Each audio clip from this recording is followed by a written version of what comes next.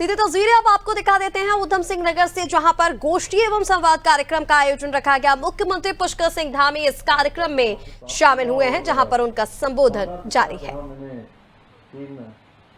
दो छात्राओं के, एक छात्र के, एक बहन हमारी प्रगतिशील किसान के विचार सुने। बहुत शानदार विषय यहाँ पर आप सबके द्वारा रखे गए हैं और इस वर्ष किसान मेले की इस प्रदर्शनी में 400 से अधिक स्टॉल लगाए गए हैं, जिनमें 200 से अधिक स्टॉल देश के विभिन्न राज्यों से आए कृषि क्षेत्रों से जुड़े हुए स्टार्टअप जो उद्यमियों द्वारा लगाए गए हैं। ये आयोजन केवल कृषि उत्पादों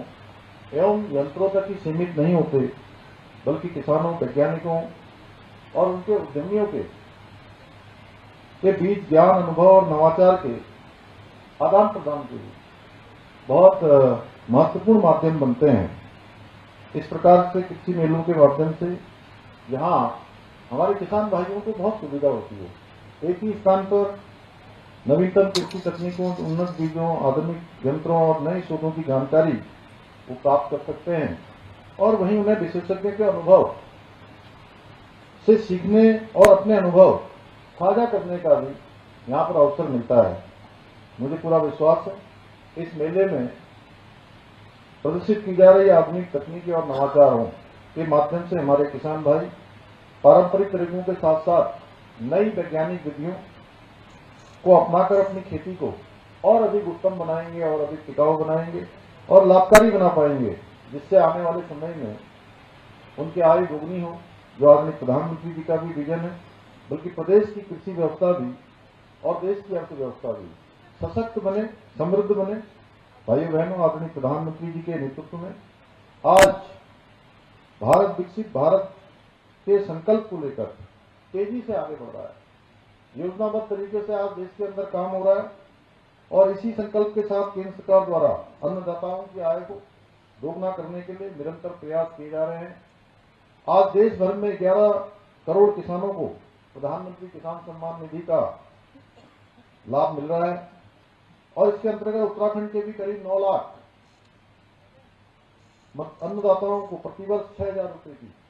आर्थिक सहायता राशि प्रदान की जा रही है। आज जहां एक और हम प्रमुख फसलों पर न्यूनतम समर्थन मूल्य एमएसपी में अभूतपूर्व वृद्धि करके किसानों को उनकी फसलों का उचित मूल्य प्रदान किया जा रहा है, वहीं प्रधानमंत्री बीमा फसल योजना के माध्यम से किसानों को प्राकृतिक आपदाओं, फसल रोगों और कीटों से होने वाले नुकसानों के सुरक्षा कवच भी उन्हें प्रदान किया जा रहा है। इतना ही नहीं, मृदा स्वास्थ्य कार्ड योजना के द्वारा खेतों की मिट्टी के वैज्ञानिकों की जांच कर किसानों को पोषक तत्वों की कमी और आवश्यक उर्वरकों की जानकारी भी दी जा रही है, जिससे उनकी उपज गुणवत्ता और उर्वरता दोनों में सुधार हो रहा है।